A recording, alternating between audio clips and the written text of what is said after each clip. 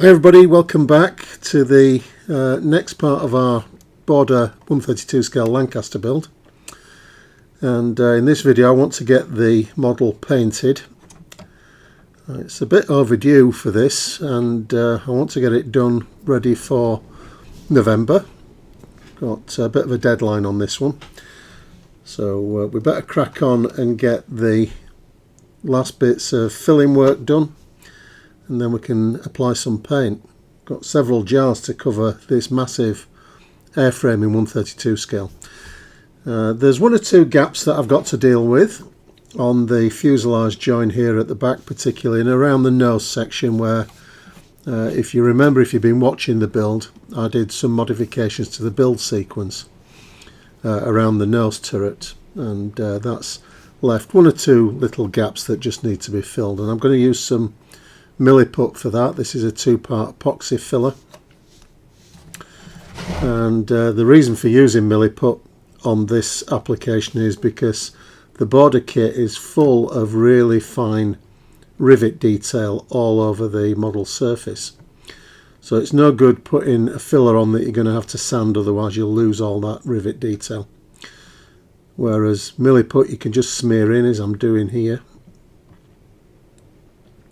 and it's water soluble, so we're just going to be able to wipe this off with a damp cotton bud, something like that, or a damp cloth. So just push it into the gaps, and hopefully when this is washed down we won't be able to see any of the join. The fit is pretty good on this kit, with the exception of this area. This was the only area where I've had any problems needing any filler like this, which isn't bad really when you consider the size of the model and the complexity of it. Border have done a decent job, or really I should give the credit to Wingnut Wings, who designed the moulds for the model before Border took them over. This join here is where the nose section joins the main fuselage, so this section forward is the one that you can get as a separate nose arc kit.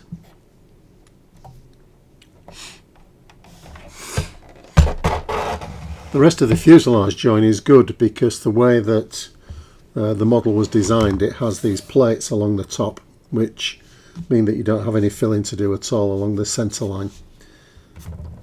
The filling I'm doing here on this fairing just behind the nose turret is because I cut the fairing off to fit the turret, because I did it out of the proper assembly sequence, or at least the one that Border give you. I think it's a better sequence, but it does mean that you can be left with this gap. The other bit of work that I've done just before this step was to just go around surround the border of the canopy with some PVA glue. That just seals up any little pinhole gaps that you might have, which obviously would let paint through, so you don't want to have that happen when you come to spray the airframe. So it's just a last minute precaution really. As you can see, we can just wipe the milliput off now.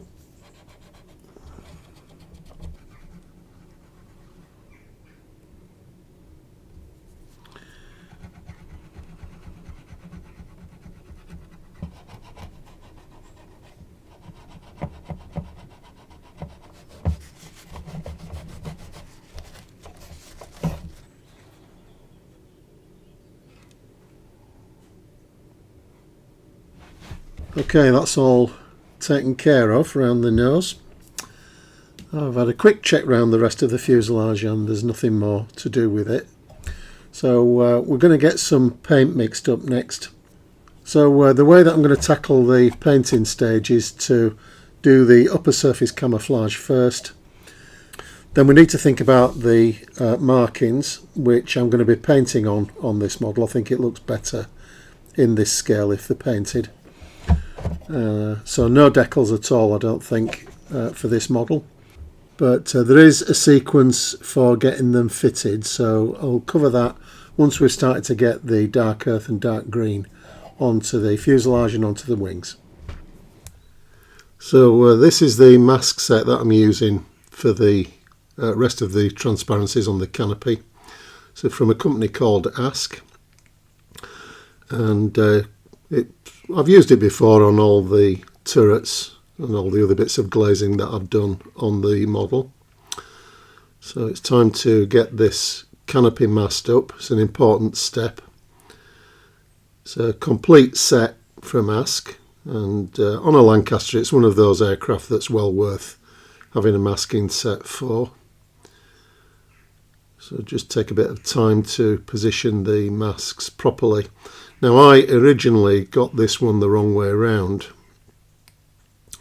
so I'm repositioning it now with the numbers orientated in the same way as on the instruction sheet. So if you just take a look at the instruction sheet, if you make sure that the numbers are basically orientated in the same way as the mask that you fit in, then you shouldn't have too many problems. It just looks like an oblong, but it's not actually. It is designed and shaped to fit the curvature of the canopy. So we'll just progress, get all the canopy panels masked up. Just make sure it's burnished down all the way around the edge. Don't want any leak of paint underneath. So it's about time to get some masking fluid on the gaps. These are just areas where it's too tight for the masks to go around the curves. So obviously on the blisters that we've got, the DF loop blister here and the two observation windows at the side. This is an area where you'd need to check your references for whether or not the aircraft that you're modelling carried these blisters. Ours did. Sometimes they were just present on one side or the other. Our model has the early style nose blister, the shallow one. Okay, so as you can see, I've finished the masking off and I've just given the frames a coat of the interior green. That's so that the interior colour shows through the very clear glazing on this kit, and there's a lot of it, so you can see a lot of detail inside. So it's just worth doing that so that you don't get any of the top surface colour showing through the canopy. So we're ready now for the top coats on this one, and I'm going to start off with some dark earth. So I've mixed up a good quantity of my own dark earth. This is a big model and you don't want to be running out halfway through if you've got a mix.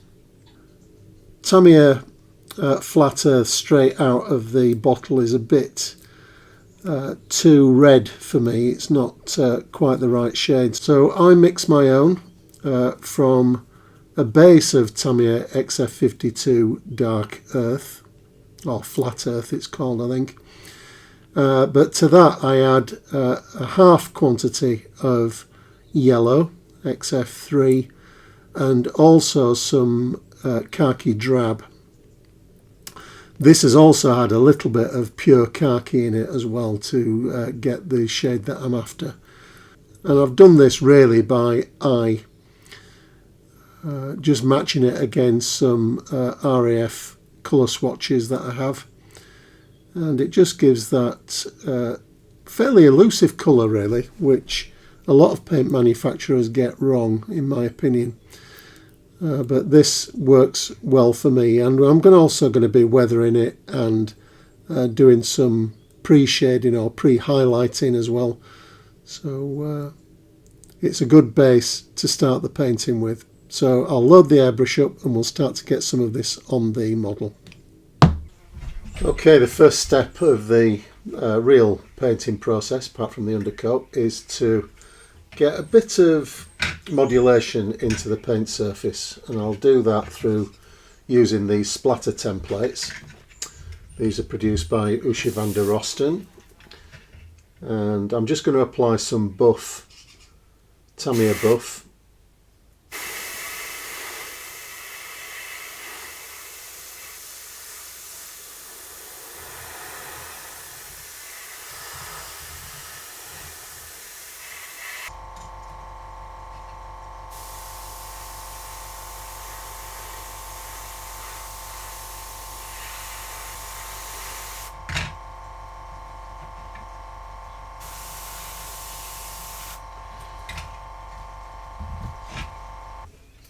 So all this is doing is just breaking up the surface that I'm going to be applying the two camouflage colours to, and it just gives a bit of variation to the finish, which I think on a model of this size is important really. Otherwise just applying a flat paint surface can look a bit toy-like really, so you do need to break it up. So that's the buff. I'm also going to add some darker shades using the same template, and hopefully at that point you should be able to apply the top colours and get that nice variation. This airframe was really quite worn and had been repainted by the time I'm modelling it, so it's worth getting some of that variation and patchy appearance to the paintwork.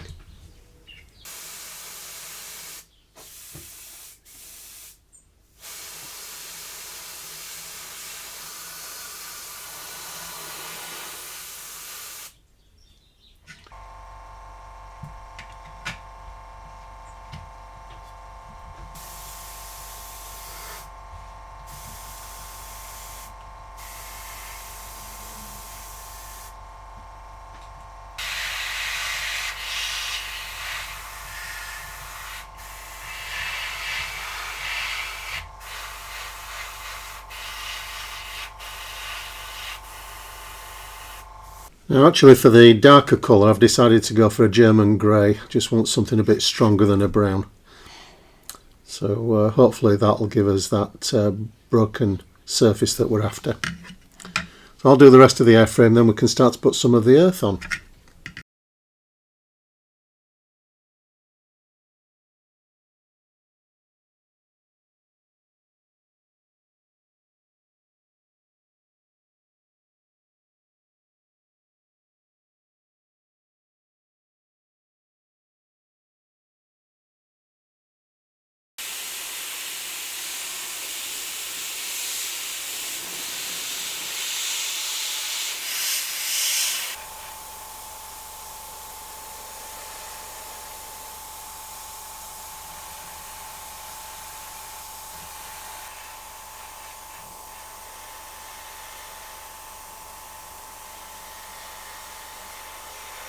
Okay, on with the dark earth now, and what I want to do here is just mist the colour on over this underpainting so that it shows through the surface. So it's just a case of experimenting, taking it easy, nice thinned paint. This is probably thinned down to something like 70% thinners now, and that just gives you that filter coat over the top. So let's see how we get on, see if we can get some of this mottled effect coming through.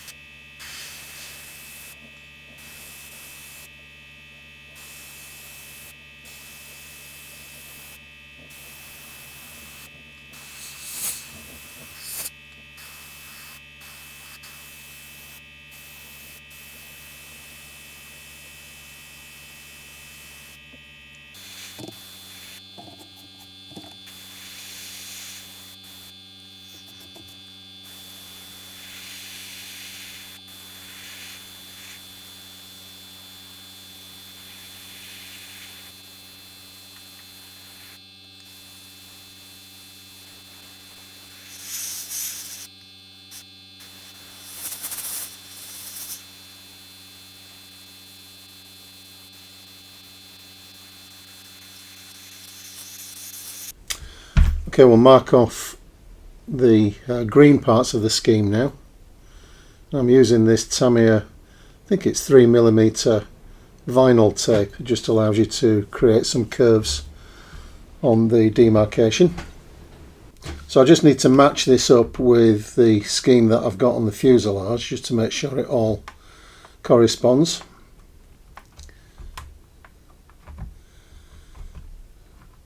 It's quite flexible, this vinyl tape, and to get some of the tighter curves that you might want, it's just a case of stretching it like that as you're pulling it into place.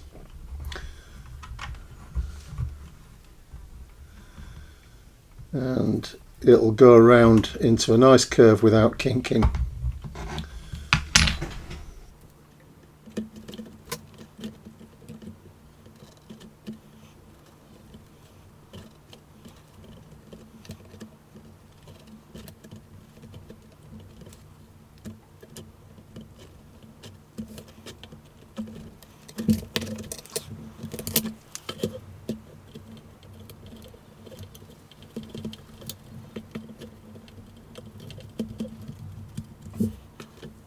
Now here I'm just checking the demarcation of the scheme with the ultimate position of the roundel, just to make sure it's all going to line up as it should. That'll be fine. Now, although the service life of most Lancasters was pretty short, of course, this one wasn't. And as a result, it was repainted lots of times. One of the wings was replaced at one point because of a mid-air collision where it lost the wingtip, and on another occasion it was sent away to be virtually rebuilt, including new wings, rear fuselage, virtually a new aircraft. So the point of that is that the camouflage scheme often didn't comply with the factory standard, really. So you'll find on a lot of Lancasters that were repainted, the painting crew just approximated to the prescribed scheme, and that was the case here. Particularly on the fuselage, it was quite unorthodox on the fuselage. So the point of that is that you've got to have some really good references if you want to be accurate for the model that you're building. Unfortunately for this one, I do have plenty of good references. It's one of the most famous Lancasters in service during World War II. Now, we've no need to fill the whole of the earth sections of this scheme. All I want to do is provide a tape border, a 10mm border around the edge, and I can keep the airbrush to well within that sort of limit. And if we do get any bits of overspray of the green onto the brown areas, we can just touch it in, and that just adds to the patchwork nature of the paintwork.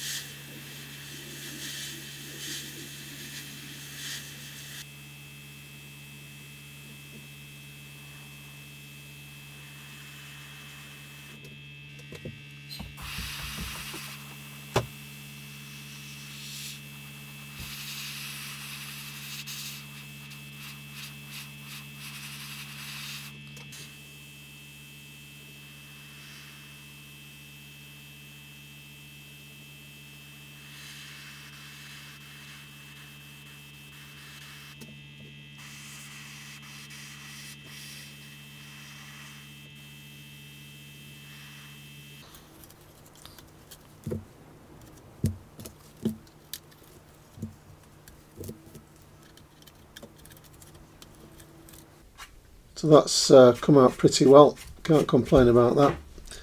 So I'll do the other wing and the rest of the airframe. Then we can look at getting some of the markings masked off, and we'll do some painting of those. Okay, let's mask off for the black now, and The demarcation on this particular aircraft was a bit unusual. It was quite high up. Whether or not that was all the way through its career or as a result of repainting, I'm not sure. But it actually lay along the top of the upper side windows, which is very unusual on a Lancaster.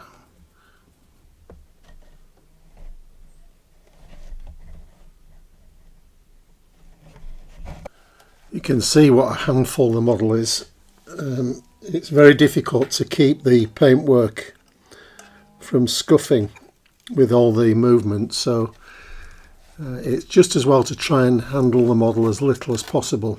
And a big step will be when I can get the wings on and have the model standing on its undercarriage.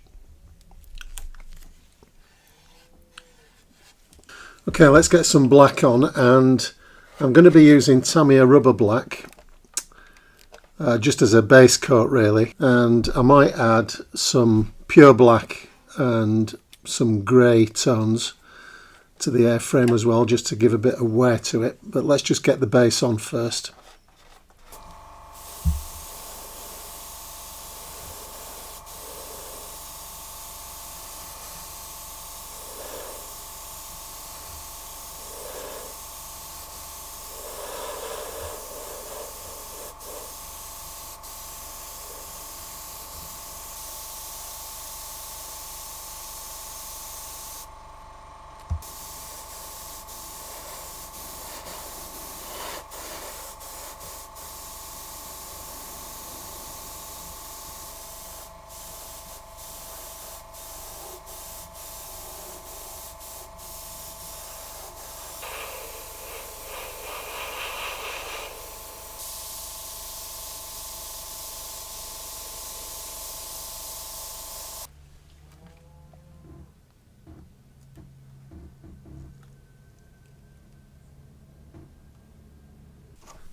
Alright, so that's the black on, and now we can go ahead and start to apply the markings on the aircraft.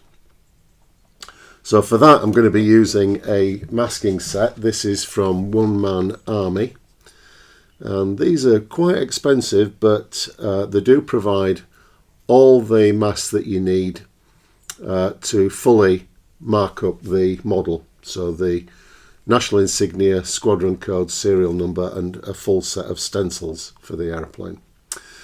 So they're well worth getting. I think that painted on markings look better, particularly 132 scale, but on a big aircraft as well. And I think they're actually a bit of a time saver in the long run. I used these on my Tempest build probably 3 years ago now, and they came out really well. There are one or two little tricks that we can use to get them to work properly, and I'll cover those as we use them. But first of all, I want to use the main sheet to do the national insignia first of all. And what we need to do here is lay out the position of all the markings on the aeroplane so that they all line up properly at the end of the job. So the first thing I want to do is I've just cut out a piece of masking tape the same size as the fuselage roundel, and I just want to approximate the position of that on this port side. Just be aware that on a Lancaster the roundels port and starboard are not symmetrical, so you've got to get the position of those right, and that's so that we can lay out the squadron codes on the aircraft on this port side. And I'm going to actually take the positive mask out of the set and just lay that down, just very approximately. You don't have to be completely accurate with this.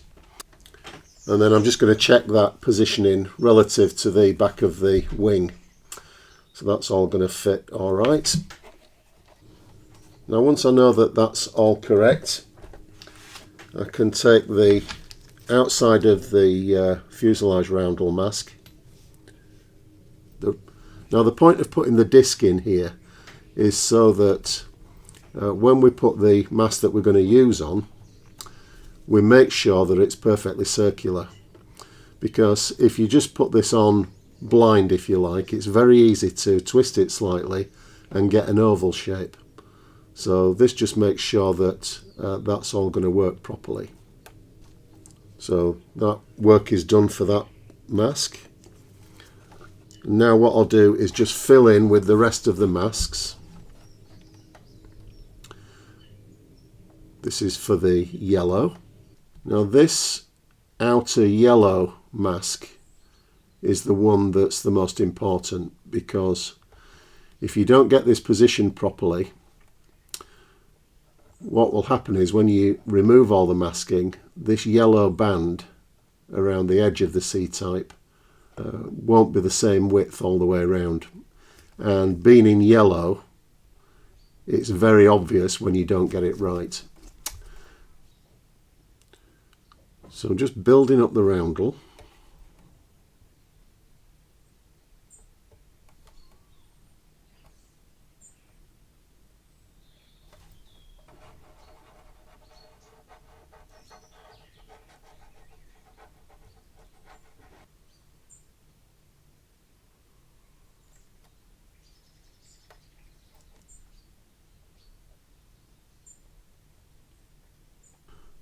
So building up the mask like this back onto the aeroplane just means that all these various rings and circles are all perfectly concentric,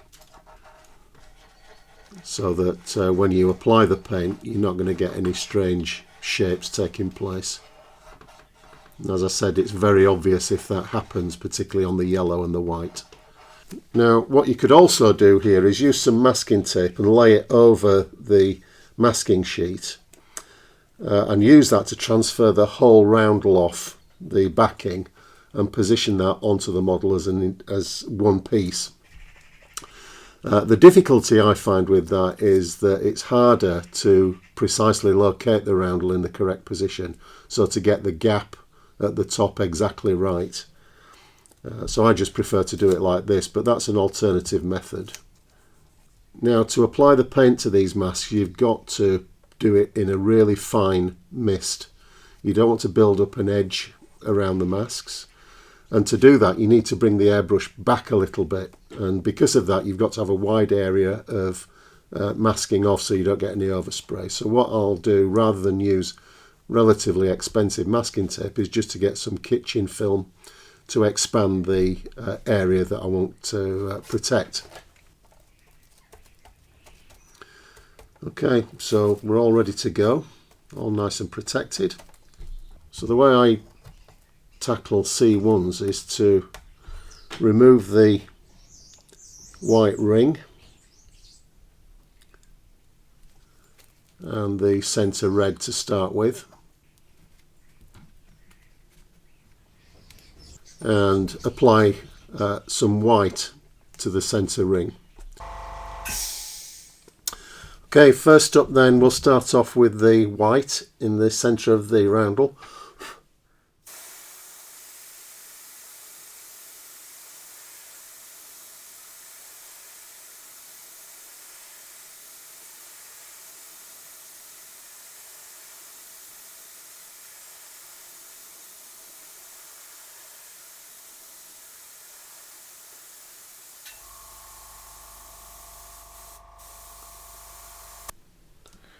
So now we need to mask off the white.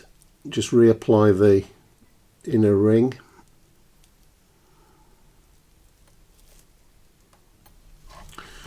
I'm obviously doing both sides here. You don't want to be doing these one at a time. You just be constantly messing about, filling the airbrush up. So I'm doing these and the fin flashes at the same time. We'll do the wings completely separately. Next we've got the red, and for this I use some Tamiya XF7, which is just standard red with about 20% hull red in it, so that dulls it down quite a bit.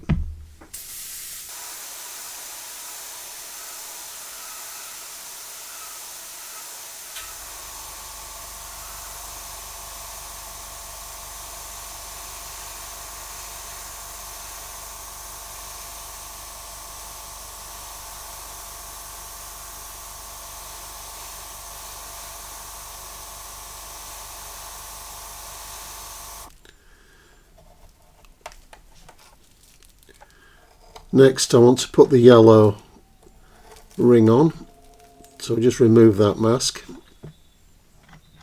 We're going to need it back, so we don't want to throw that away. At this point you can just check that the ring is even all the way around, because as I said earlier, if you're putting yellow on this, it really will show up if you don't have it even. Now the yellow that I'm using here is Tamiya XF3, and it's got just one drop of red in it. That's just to make it a bit more rich.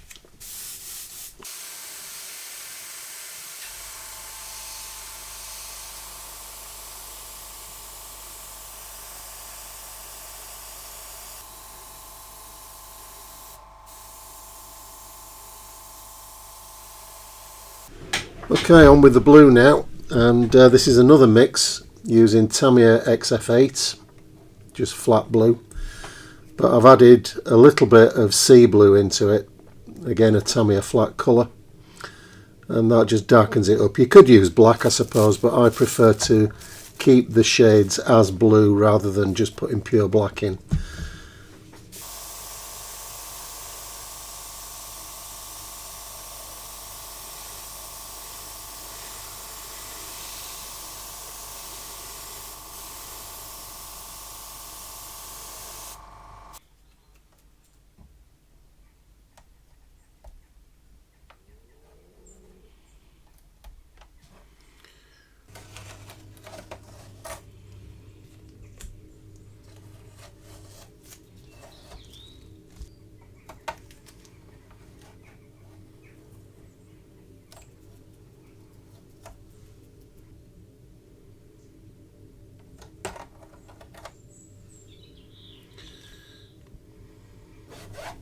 Okay, so that's not too bad. There's a little bit of touching up to do, smarten the yellow up a little bit. But some of the roughness there that I can see, a lot of it's got to do with the rivet detail and the tin canning on the surface of the airframe. Just throws it out a little bit. But overall that's pretty good. The other side is good as well. And you can see from one side to another how the Lancaster's fuselage roundels are in a slightly different position. So I'll get these touch-ups done, then we'll come back and lay out the squadron codes and get those painted in the dull red.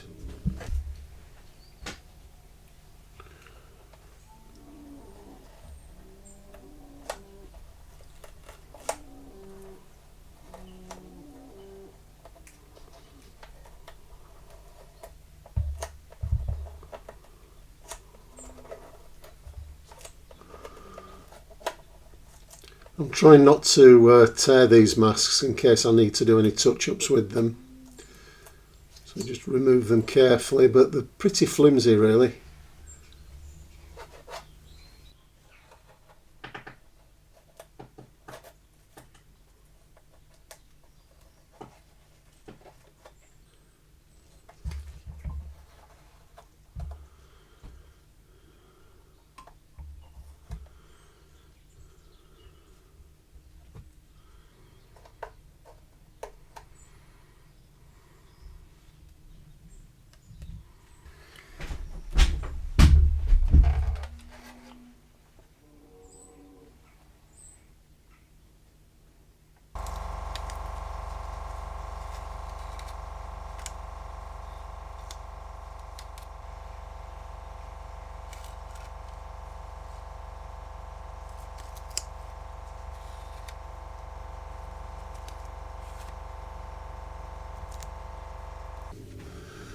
Okay, I'm going to position the bomb log now, and again I've just got some reference photographs just to tell me where this goes.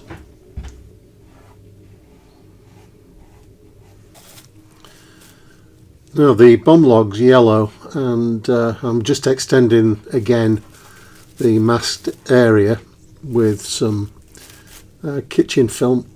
Yellow's one of those colours that seems to get everywhere if you overspray it. and it will pick up on the black, so just protect as much as you can.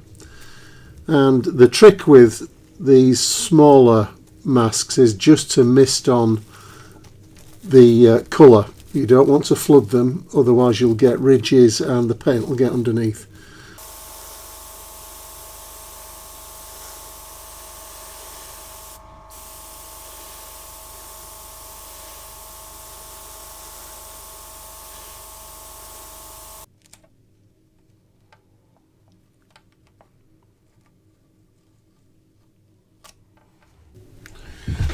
Now, one of the things that we have to do with these masks is to remove the parts that we want to paint. This is a process called weeding in the instructions. So basically we're just removing what we want to see when we apply the paint.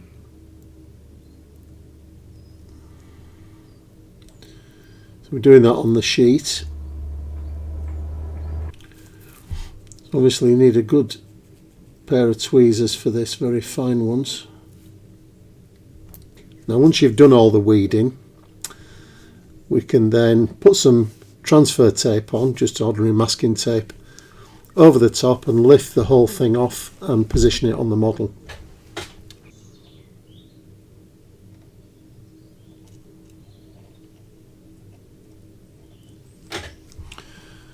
And then gently lift off the masking tape or the carrier tape.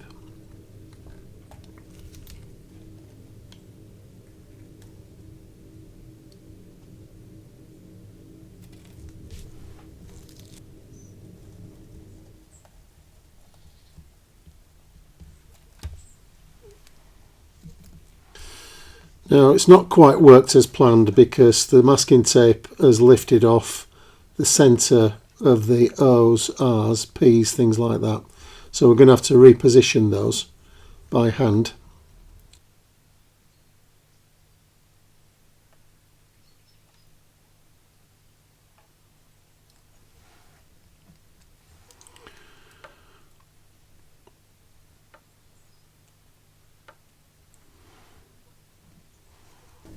Okay, so that's turned out really nicely.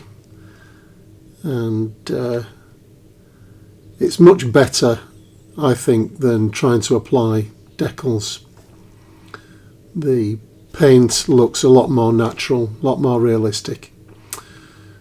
So that's come out pretty well, I think.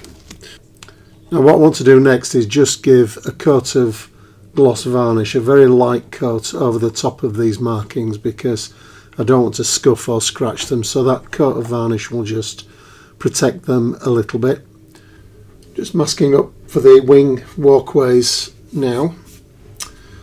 And what we get in the One Man Army stencil set, or the markings set, is these thin strips of the correct width.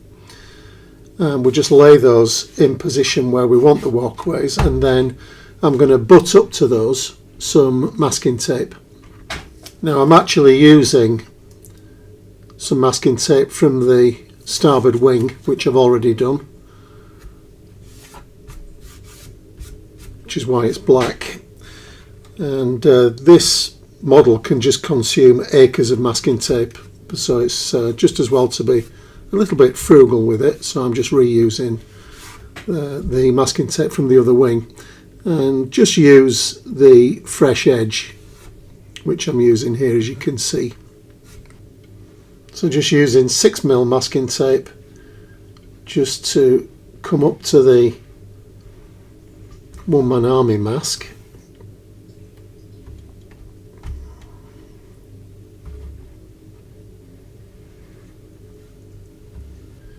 You do want to get it as close as you can, because the eye picks up if the walkway line gets thicker and thinner.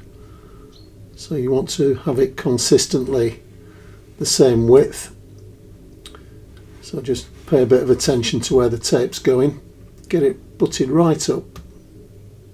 And once your masks are fitted, just pull the strip out of the middle to reveal the area that's going to be painted. and then back that up with some thicker tape. This is 18mm.